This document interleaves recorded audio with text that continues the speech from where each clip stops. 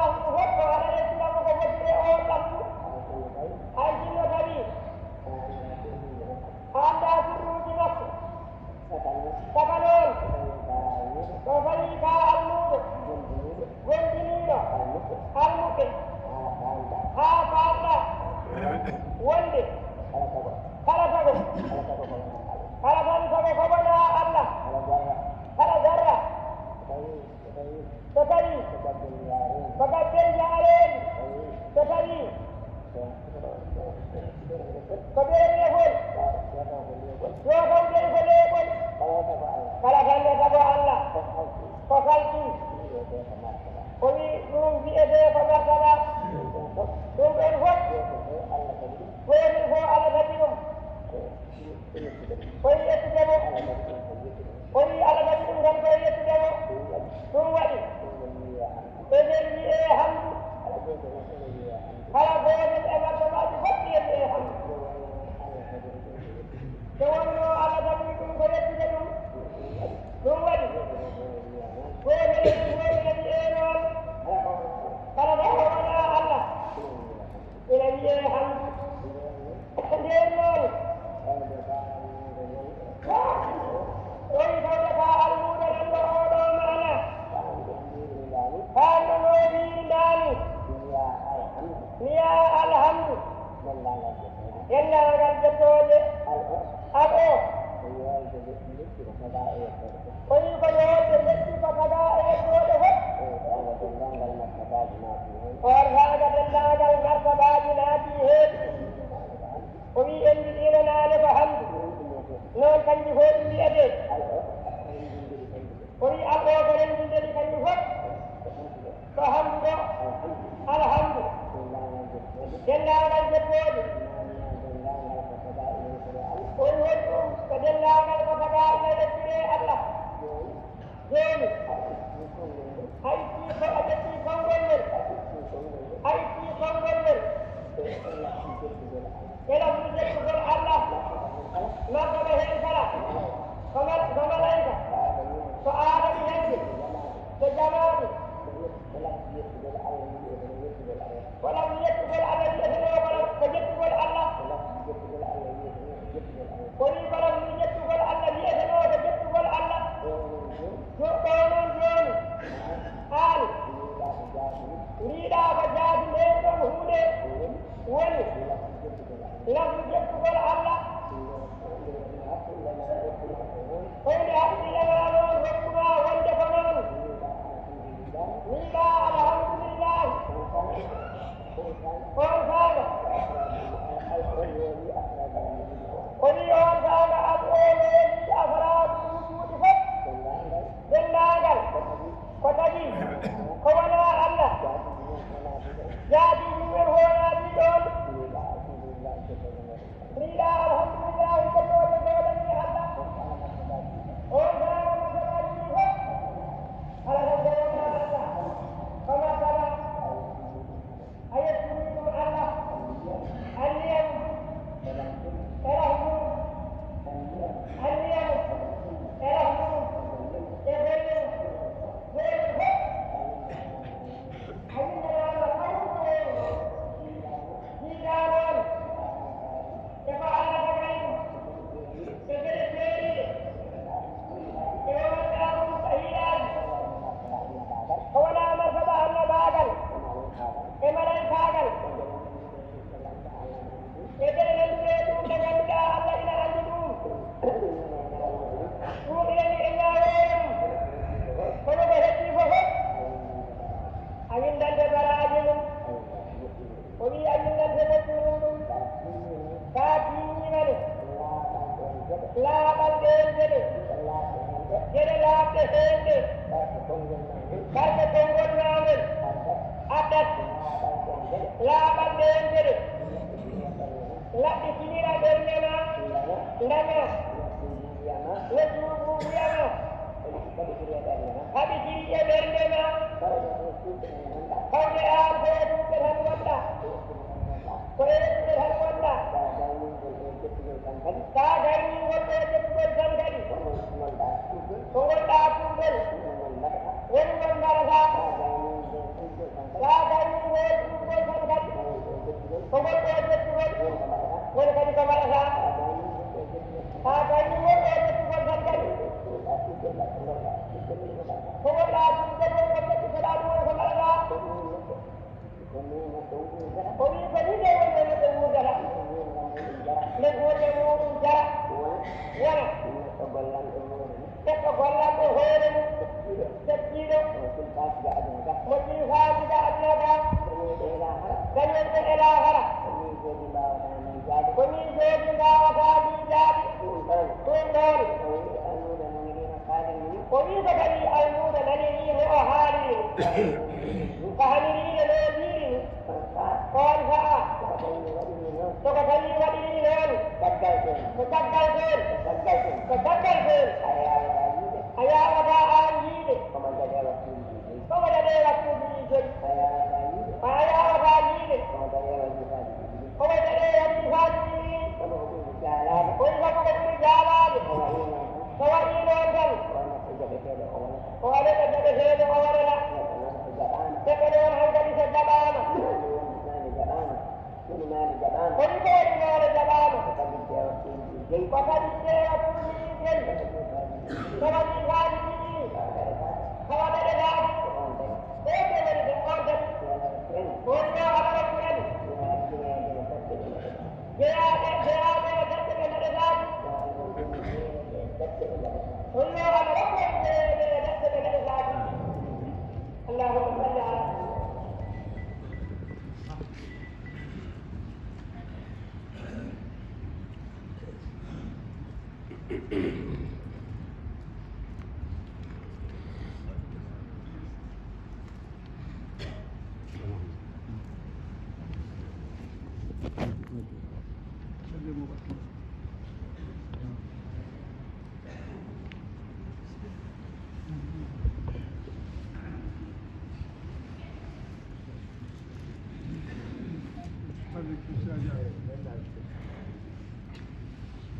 أعوذ بالله من الشيطان الرجيم. يا أيها الذين آمنوا كتب عليكم الصيام كما كتب على الذين من قبلكم لعلكم تتقون أياما معدودات فمن كان وعلى الذين يطيقونه فدية طعام مساكين فمن تطوع خيرا فهو خير له وأن تصوموا خير لكم إن كنتم تعلمون. شهر رمضان الذي أنزل فيه القرآن هدى للناس وبينات من الهدى والفرقان فمن شهد منكم الشهر فليصم ومن كان مريضا أو على سفر فعدة من أيام أخر يريد الله بكم اليسر ولا يريد بكم العسر ولتكملوا العدة ولتكبروا الله على ما هداكم ولعلكم تشكرون. وإذا سألك عبادي عني فإني قريب أجيب دعوة الداع إذا دعان فليستجيبوا لي وليؤمنوا بي لعلهم يرشدون. أحل لكم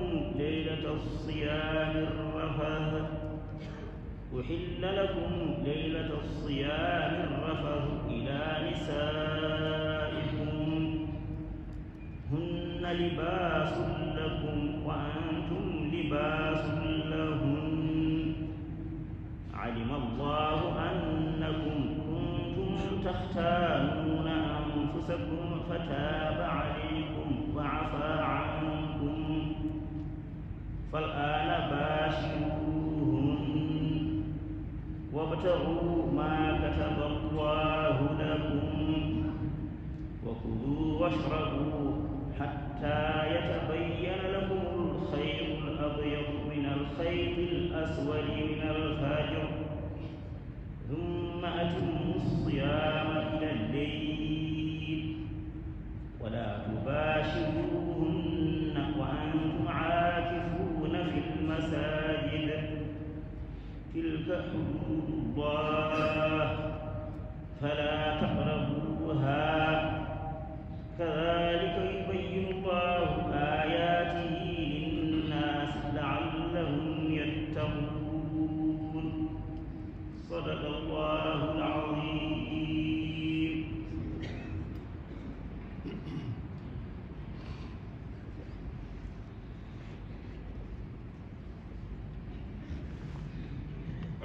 بالله من الشيطان الرجيم.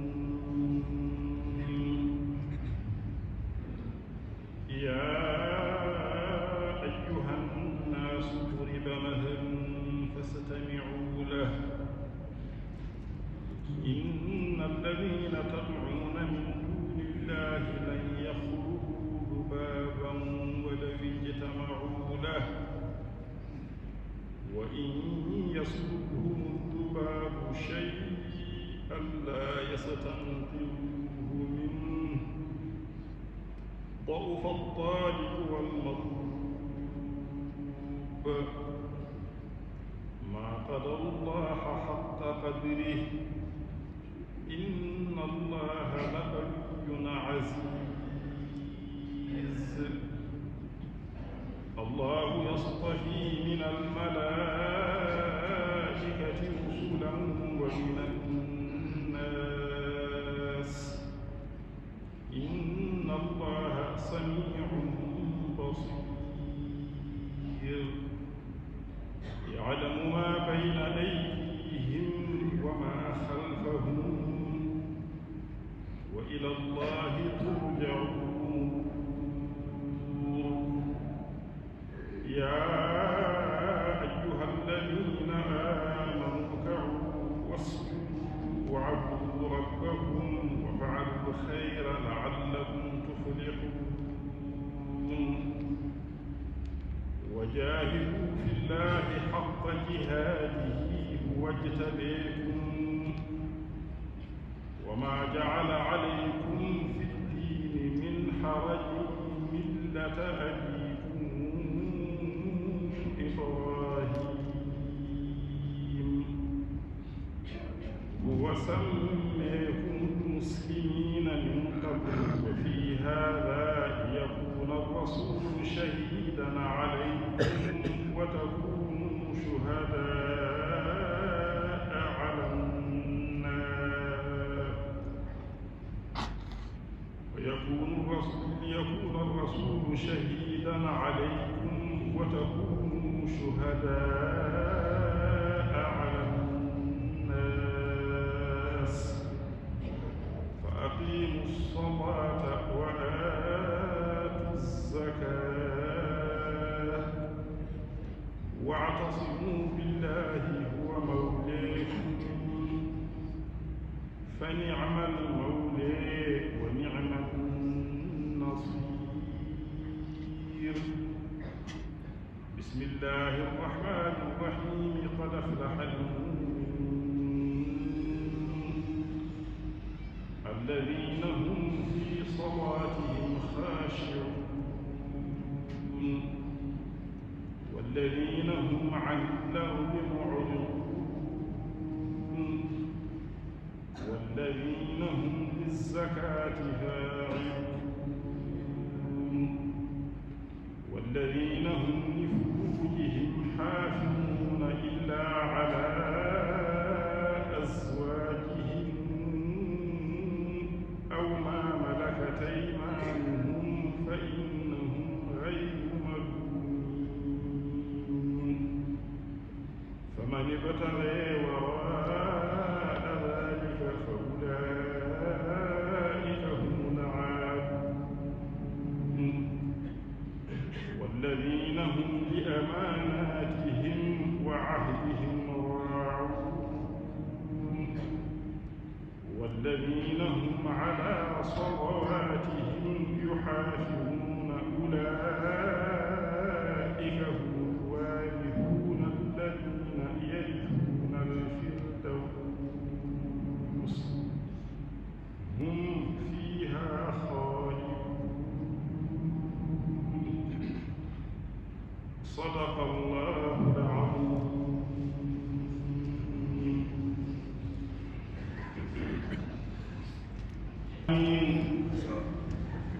الحمد لله رب العالمين. الحمد لله رب العالمين. إن جتي الله سبحانه وتعالى Allah baɗanɗo en e moƴƴere muɗum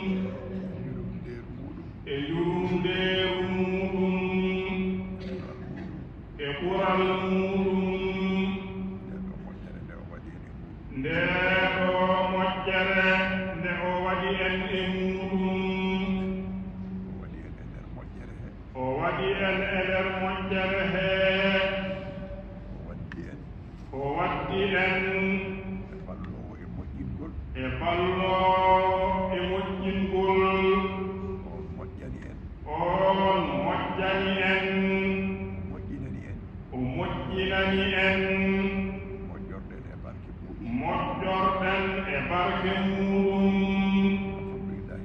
alhamdulillahi rabbil alamin alhamdulillahi rabbil alamin kala ko mbaɗɗen heen e jettugol so eɗen mbawno en mbaɗanno ko ɓuri ɗum sabu yiide ko Allah rokki en e ko haandini en to makko tawa wona e kaandugol meɗen ɗo meɗen ɗo enen eɗen nganndi ustaara meɗen eɗen nganndine kadi daɓɓiɗinagol meɗen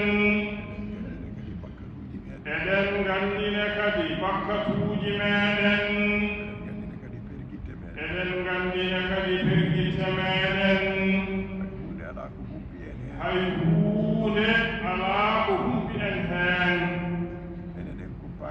enen to men en kumpaaka ɗum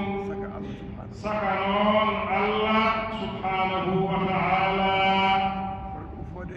kono ɗum fofof de e waade noon sabu yurundeeru makko e moƴƴangol makko e meɗen jiiɗen o waɗani en no waɗirani en ni ɗum waɗi enen woodani en tan ko wiide alhamdulillahi rabbil alamina e ñaagaade Allah subhanahu wa ta'ala kanko ceerno meɗen seydi alhaji Muhammadu bnu Saïd radiyallahu ta'ala anhu kanko e seeremɓe makko nde wonno ko kamɓe ngoni sababu haa dañɗen no dañirɗen ni eɗen ñaagi Allah yo Allah yoɓɓe moƴƴere yo Allah yoɓɓe moƴƴere o wi ceerno meɗen ne kadi ceerno Ahmada Tidiane radiyallahu ta'ala anhu yo Allah juutnu gurdam makko yo Allah ɓeydan mo cellal e sembe bijaahi rasulillahi sallallahu alayhi wa sallam e barke cheikhana Ahmad Tidiane radiyallahu ta'ala anhu o wi lewru ndu noon ko lewru njurundeeru Allah ñalawmaaji ɗi fofof kala heen ko neɗɗo aandani e moƴƴere ma Allah rokkumo nden moƴƴere kono ɗiɗo ñalawmaaji ne ko ñalawmaaji barkinɗi ina sowe e muɗum moƴƴere wadde kala ko mbaɗannoɗaa e ndewal Allah gila e juulɗeene haa e naafilaaji haa e janngugol alqur'ana e juulde e nelaaɗo Allah sallallahu alayhi wa sallama e jokkude enɗam e juulɓe e moƴƴande juulɓe e yurmaade juulɓe e yidde juulɓe e yinnaade juulɓe huunde heen fofof ɓeydu ɗo maaɗa ɗo mbele Allah ɓeydanmaa ko muɗum tinnoɗen ne kadi ndenen hohum lewru ndu mawɓe noon e sukaaɓe rewɓe e worɓe eɗen ñaagi ñaagi Allah subhanahu wa ta'ala ceerno men haaliri ɗo jooni no ceerno men radiyallahu ta'ala anhu haali ɗo jooni e tuubuya heen e tuububiya hee moƴƴingol ngol e moƴƴingol ngol eɗen ñaagi Allah subhanahu eɗen ñaagi Allah subhanahu wa ta'ala jaɓan en tuubuya meeɗen yo jaɓan en tuubuyaaji meeɗen eɗen jettamo e ɗum eɗen jettamo e ɗum no ceerno wiiri ni nde wonnoono ceerno wiini hakkude tuubde tan ko hakkude tuubde tan yettude Allah e yettude Allah so neɗɗo lombiima ɗon o wii so neɗɗo lombiima ɗon wonata ko daɗɗo on wonata ko daɗɗo Allah waɗen daɗɓe yo Allah waɗen daɓɓe Mustafa sallallahu bijaahi l-Mustafa sallallahu alayhi wa sallama e barke cheikhana Ahmad Tijani radiyallahu ta'ala anhu e barke